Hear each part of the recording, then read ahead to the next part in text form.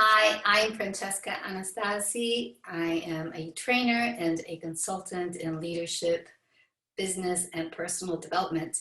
And today in this presentation, I'm going to talk to you about influence, such an important part of our lives, whether it's for ourselves, in relationships, or in business. Before we start, we need to see what the actual definition, according to the dictionary, what influence is. So as a noun, we have three different descriptions: the capacity to have an effect on the character, development, or behavior of someone or something, or the effect itself. Second description here is the power to shape policy or ensure favorably treatment from someone, especially through status, contacts, or wealth. And three, a person or thing with the capacity or power to have an effect on someone or something. And as a verb, to have influence on. Now, it is very important to be aware that influence moves in three different directions: incoming, outgoing, and internal. We're going to start with the first one here. We're going to look at incoming influence. What does that mean?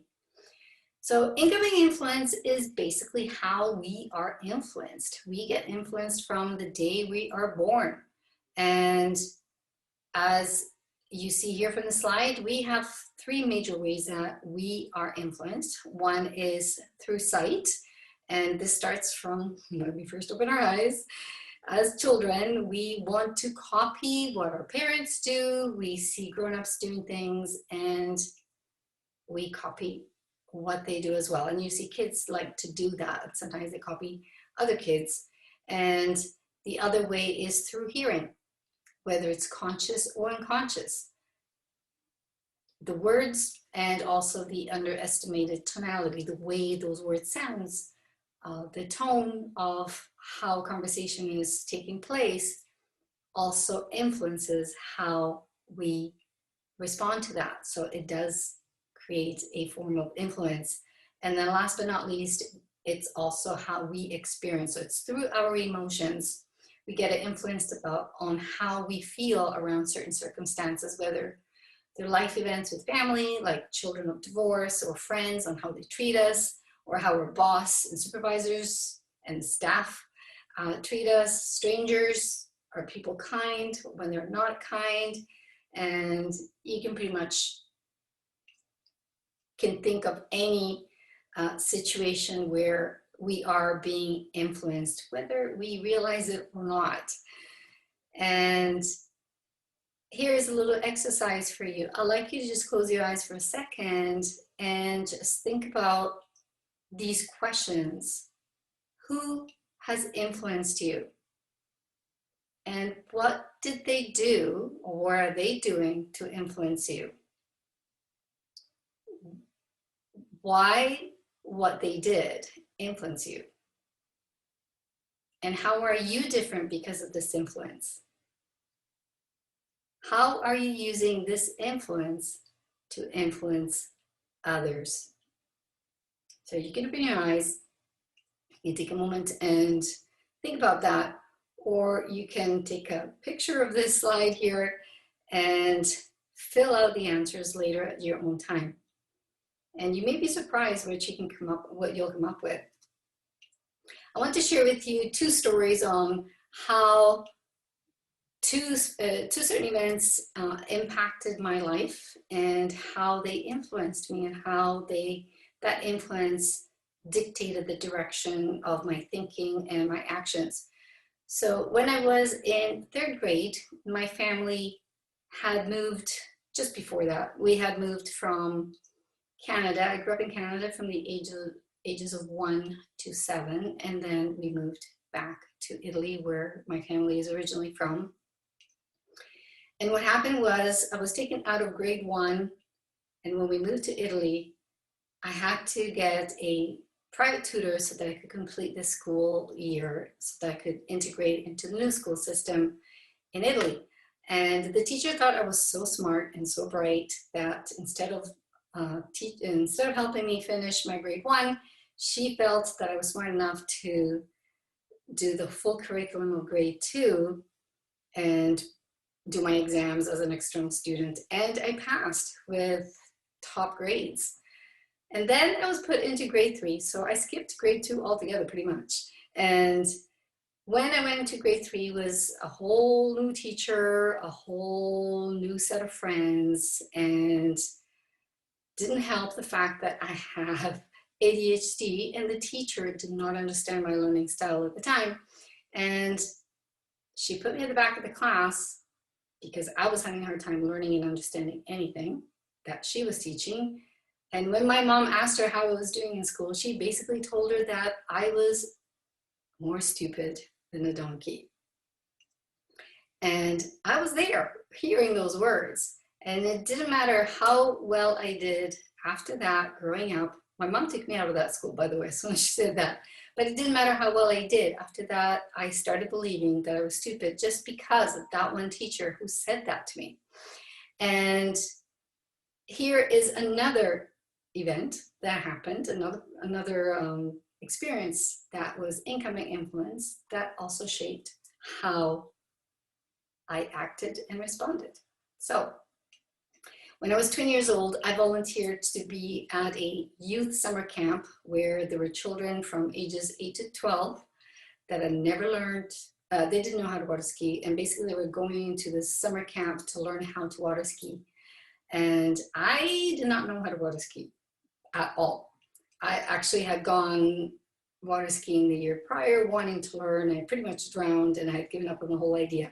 So my role at the summer camp was to sit in the boat that was pulling the skiers, and pretty much as a spotter, I was just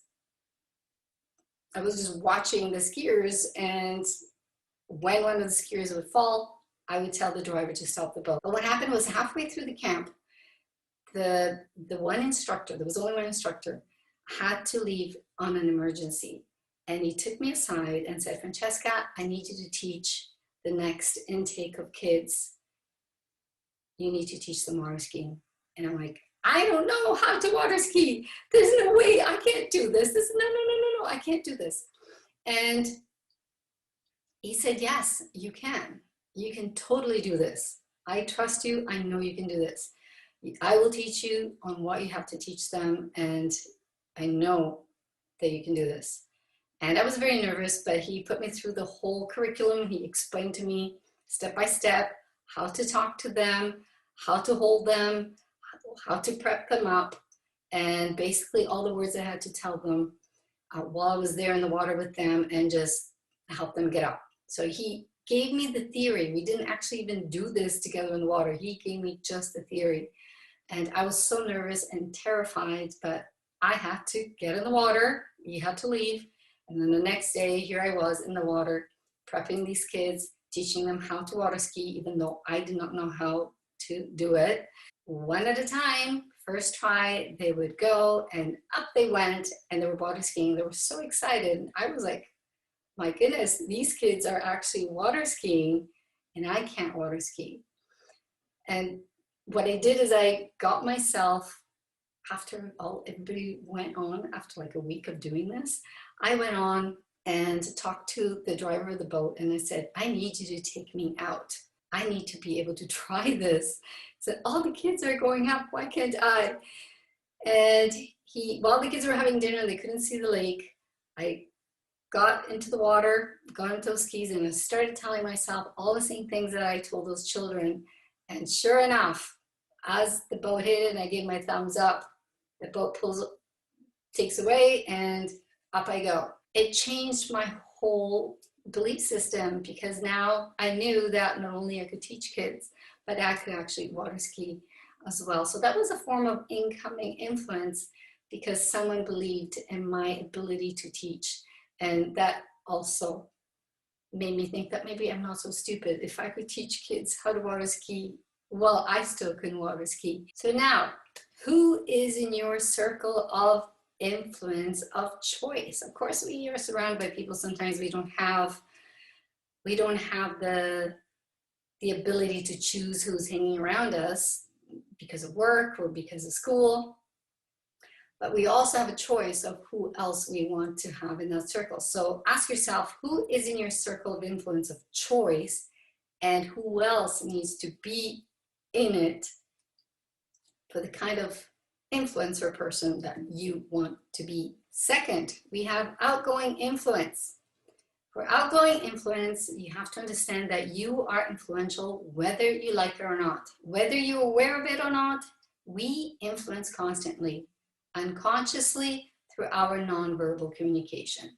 And we do this through how we look, how we sound, how we move, what we say, and what we do. And this was a study that was done at Harvard University years ago, where 55% of our communication, or visual communication, happens by how we look, and then 38% by how we sound, and only 7% by what we say.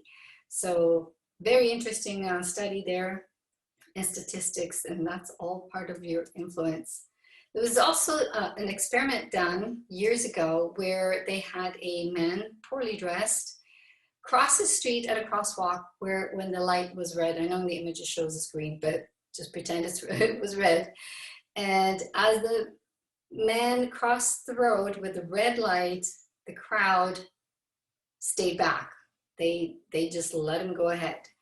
But they did the same experiment with a well-dressed man wearing a suit, a briefcase, looking like a very wealthy person, and with the red light, crossed the street, and everyone behind him looked around and also followed him. Just how he looked, just his posture, just how he carried himself, and the perception he exuded,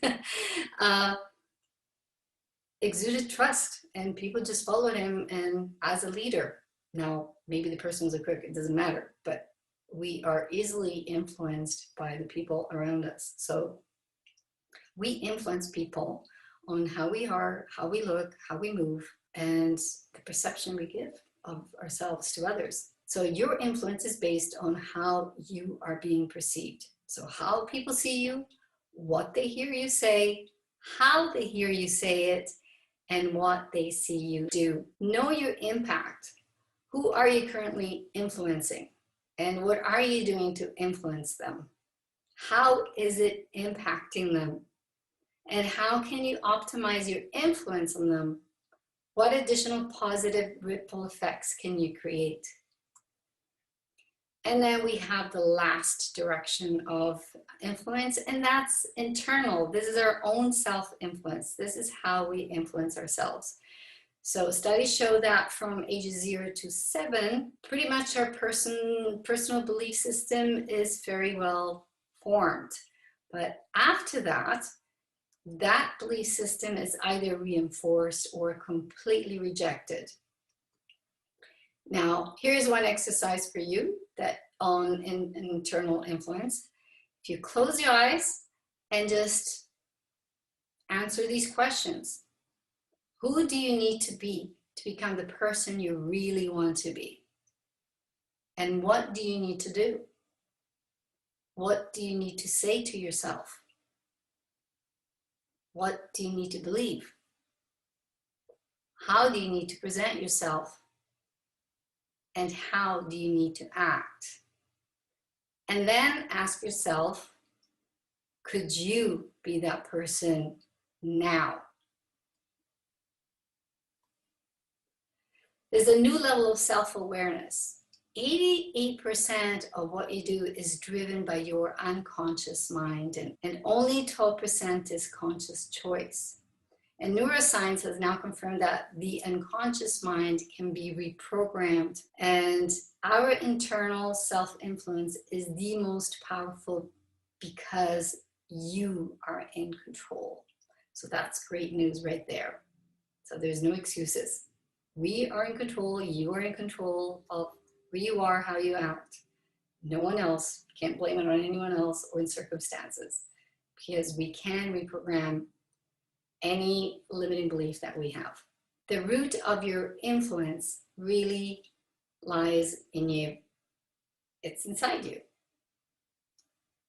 And your ability to influence starts in your subconscious. So what you tell yourself about how you look, what you tell yourself about others, what you tell yourself when things go well and when things go wrong, what what you tell yourself when you experience something that you don't really like, and how you take care of yourself and your attitude in all things. Something to really, really underline here is that optimal outgoing influence can only be achieved by first having optimal internal influence. And you, as a leader, need to be very aware of this. So, whose circle of influence are you in? Who are you impacting? What are your actions and what are your words creating? So when you think about influence, remember to think about it in the three different directions.